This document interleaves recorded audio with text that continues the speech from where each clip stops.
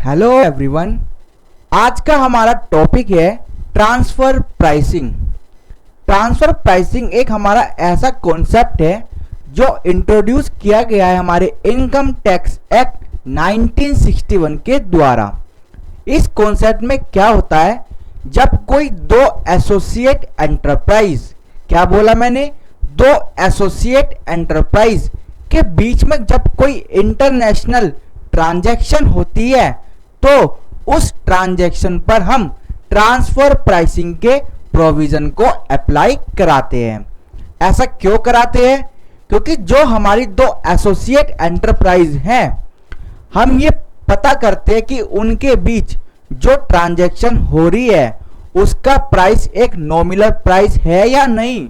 मतलब जो एक एसोसिएट एंटरप्राइज दूसरी एसोसिएट एंटरप्राइज से ट्रांजैक्शन करने जा रही है, उनके बीच जिस प्राइस पर वो ट्रांजैक्शन हो रही है वो एक फेयर प्राइस है या फिर नहीं। फेयर प्राइस को हम ट्रांसफर प्राइसिंग के चैप्टर में क्या बोलते हैं? Arm length price.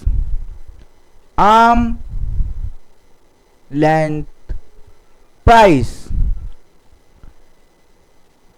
That is ALP।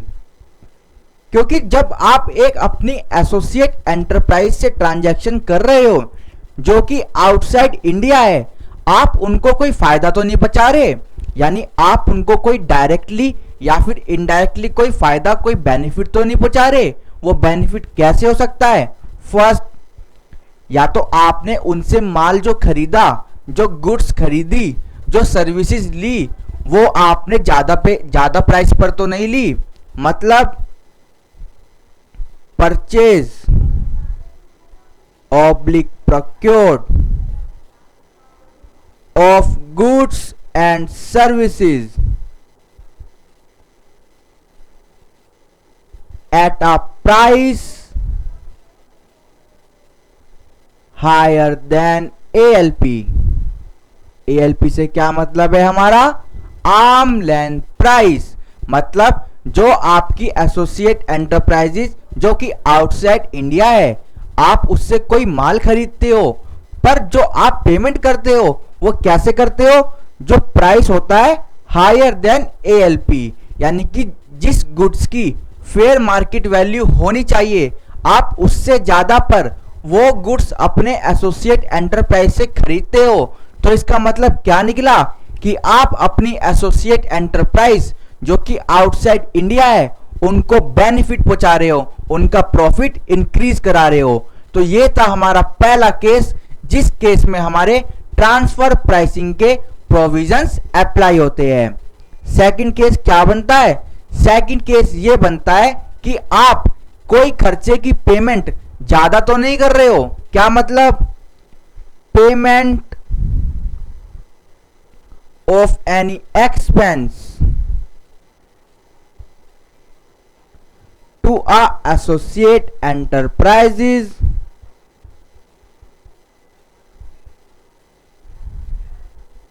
outside India। क्या मतलब हुआ?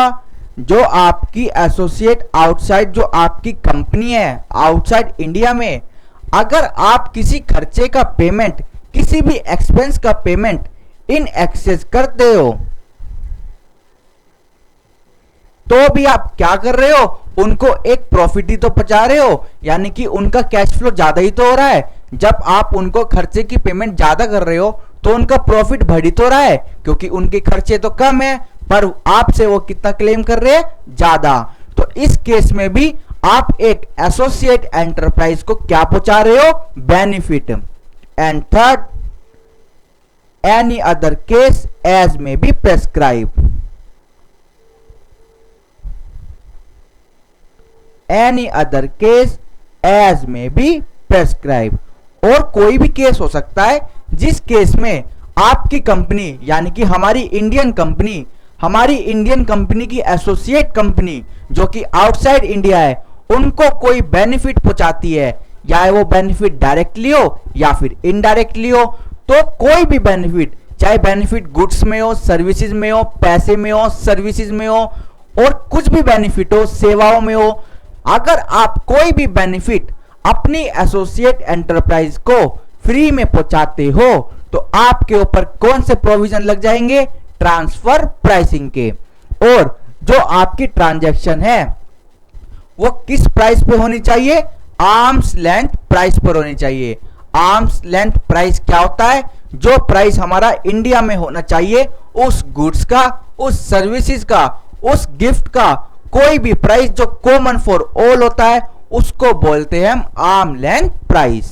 आर्म लेंथ प्राइस को हम निकालना सीखेंगे। इसके काफी सारे मेथड होते हैं, जैसे first cup method, comparable uncontrollable price. Second resale price method, resale price method. Third cost plus method, cost plus method. ये हमारे डिफरेंट फॉर्मूलेज होते हैं जिससे हम एक आर्म लेंथ प्राइस की कंप्यूटेशन करते हैं।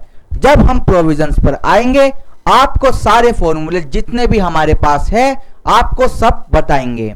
अब देखते हैं ये एसोसिएट एंटरप्राइज का मतलब क्या है। एसोसिएट एंटरप्राइजेस, जो आप बात कर रहे हो कि ट्रांसफर प्राइसिंग के प्रोविजन एक एसोसिएट एंटरप्राइज पे लगेंगे, यानी कि दो कंपनियों के बीच जब कोई ट्रांजैक्शन हो रही है, दो कंपनियों में से फर्स्ट कौन सी है हमारी? Indian company, okay. और सेकंड कंपनी कौन सी है हमारी? Associate company of a India company, associate company of an Indian company.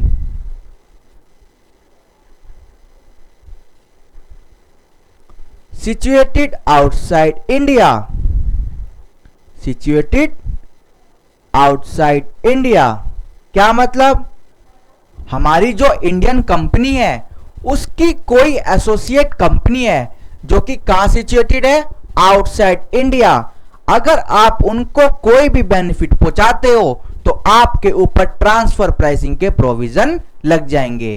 Transfer pricing के प्रोविजन में हम क्या पढ़ने जा रहे हैं कि जो आप ट्रांजैक्शन कर रहे हो वो पहली बात तो आर्म लेंथ प्राइस पर होनी चाहिए। मतलब transaction should be on arm length price, यानी जो आप ट्रांजैक्शन अपनी एसोसिएट कंपनी से करने जा रहे हो आप जरूर करो, ट्रांजैक्शन खूब करो, पर आप उस ट्रांजैक्शन को एएलपी पे करोगे, आर्म लेंथ प्राइस पे करोगे। अगर उस ट्रांजैक्शन को आप आर्म लेंथ प्राइस पे नहीं करते तो क्या होगा? जो इंडियन टैक्स अथॉरिटी है हमारी, इनकम टैक्स अथॉरिटी, वो क्या करेगी? जितना भी डिफरेंस होगा, डिफरेंस किसका? आर्म लेंथ प्राइस का, और जो प्राइस आपने चार्ज किया है अपनी एसोसिएट एंटरप्राइज से उसके जो डिफरेंस होगा उस पे उतनी इनकम आपकी बढ़ा दी जाएगी। कैसे? For example Indian company sold a machine having ALP arm length price कितना? इज ₹5 लाख। जो आपकी इंडियन कंपनी है वो उन्होंने एक मशीन सोल्ड करी आर्म लेंथ प्राइस पे इन इंडिया, ठीक है। On the other hand, on the other hand Indian company ने वही मशीन अपनी एसोसिएट एंटरप्राइज को सोल्ड करी। आइए लिखते हैं, on the other hand the sad machine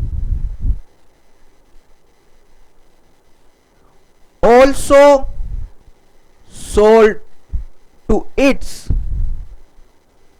associate enterprise, associate enterprise situated outside India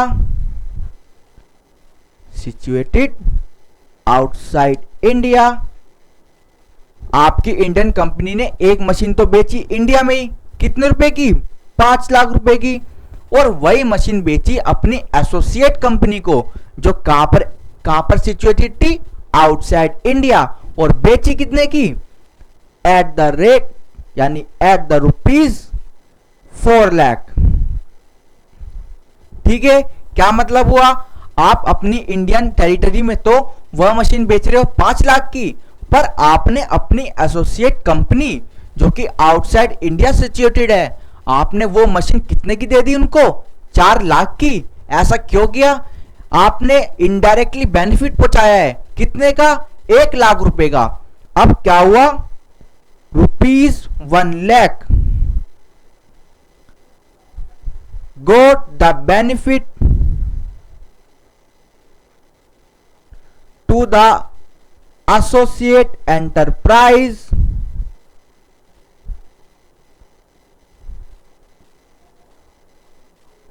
situated outside India।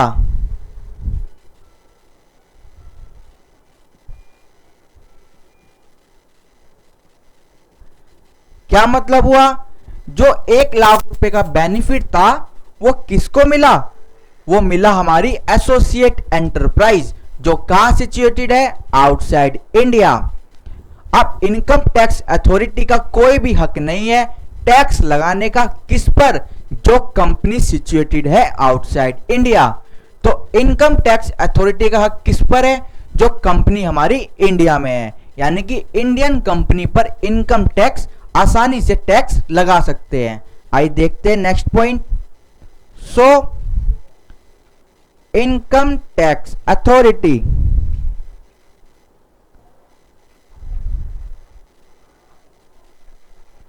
Have no right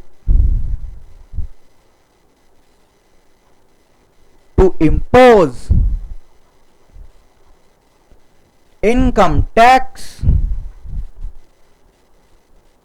on the associate enterprise situated in India। associate enterprise situated outside India।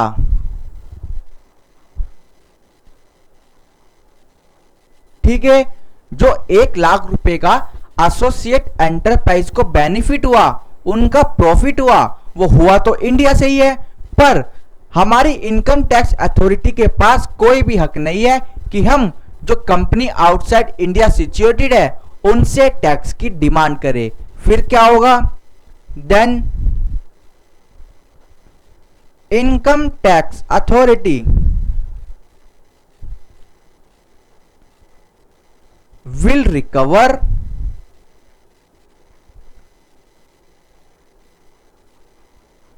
the tax amount on such 1 lakh rupees from Indian company।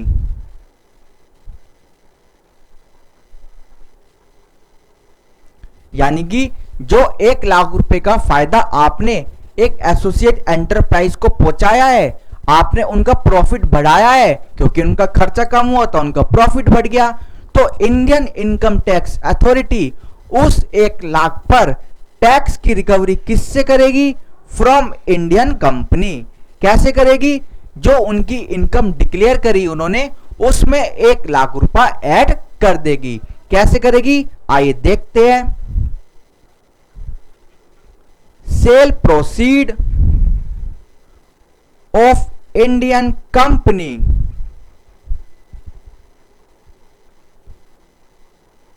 Indian company की cell proceed कितनी हुई, 4 lakh rupees, क्योंकि उन्होंने 4 लाख का ही तो TV बेचा, यानी कि 4 लाख का ही तो कोई अपना एसेट बेचा, 4 लाख की कोई मशीन बेची, 4 लाख का कोई रेफ्रिजरेटर बेचा। किसको बेचा, अपनी एसोसिएट एंटरप्राइज को। यानी कि जो हमारे कैश फ्लो हुआ है, एक्चुअल इनफ्लो हुआ है, वो तो हमारा 4 लाख हुआ था, क्योंकि वहां से पेमेंट कितनी आई होगी, 4 लाख रुपीज। तो हम इसमें ऐड करेंगे फंक्शनल डिफरेंसेस,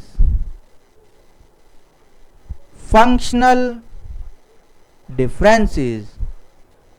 और जो ये हमारे फंक्शनल डिफरेंसेस है ये ऐड भी हो सकते हैं और ये लेस भी हो सकते हैं। हमारे केस में हम ऐड करेंगे। ऐड क्यों करेंगे?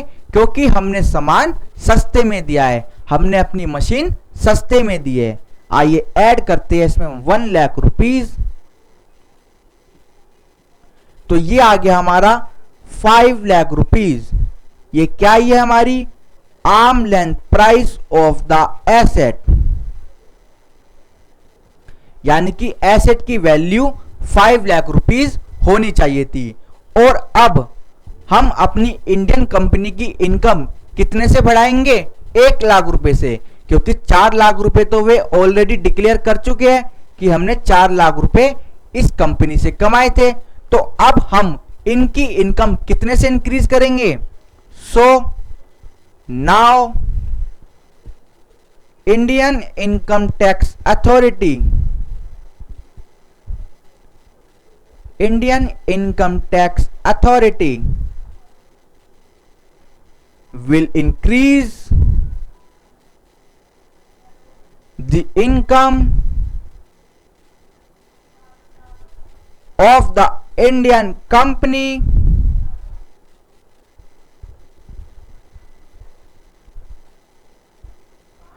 by rupees 1 lakh and recover the tax amount.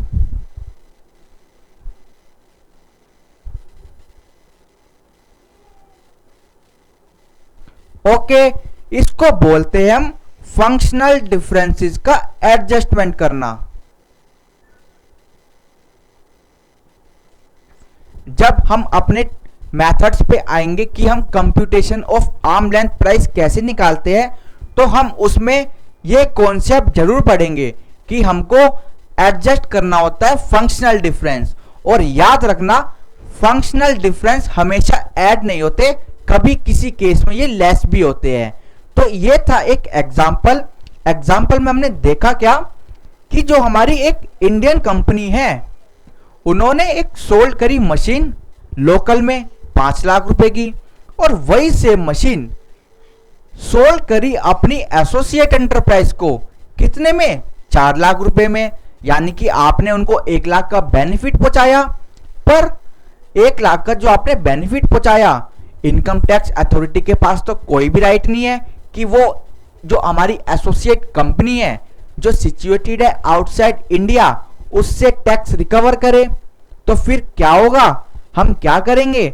Income tax authority will recover the tax amount on such 1 lakh rupees from Indian company. तो इंडियन इनकम टैक्स अथॉरिटी क्या करेगी? उस 1 लाख पर जो आपने बेनिफिट पहुंचाया है अपनी एसोसिएट एंटरप्राइज को, उसके ऊपर टैक्स की रिकवरी किससे करेगी? हमारी जो इंडियन कंपनी है। और कैसे करेगी? जैसे हमने लिखा cell proceed of Indian company कितना हुआ? 4 लाख रुपीज। क्योंकि आपने जो एसेट जो मशीन बेची वो कितने की बेची? 4 लाख रुपए की।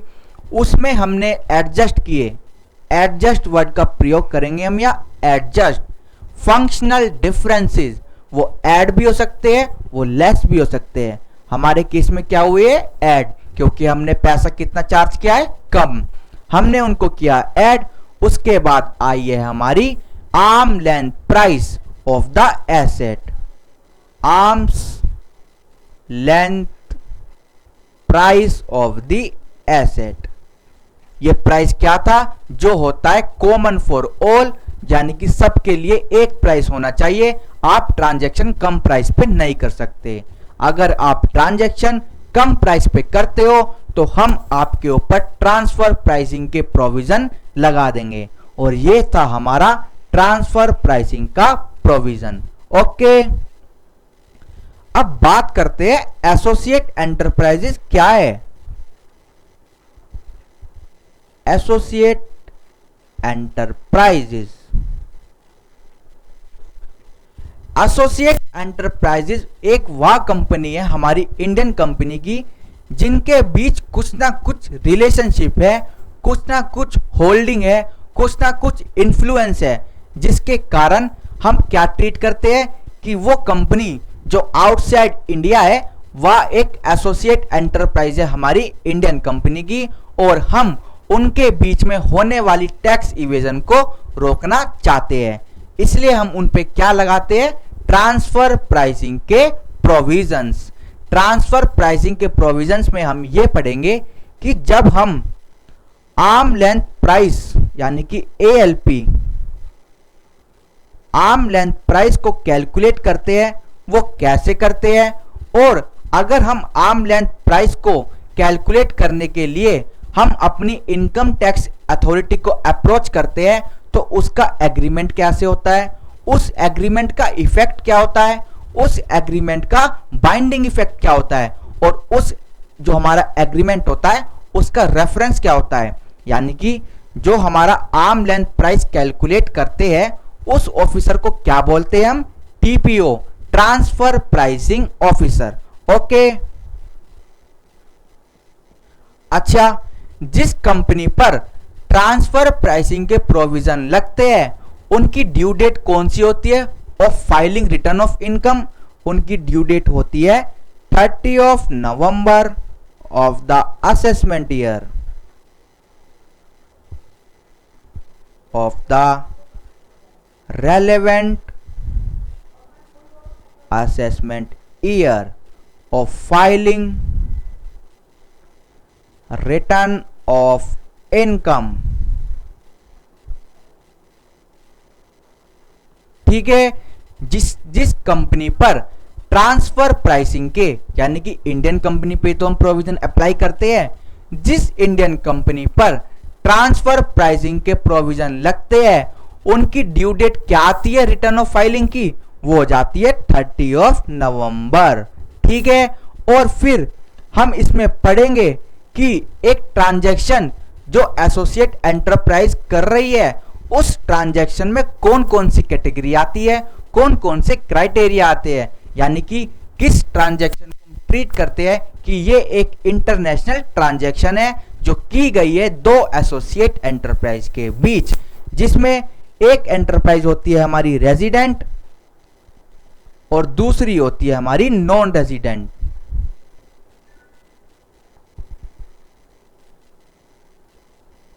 ये होती है हमारी two associate enterprise, two associated enterprise.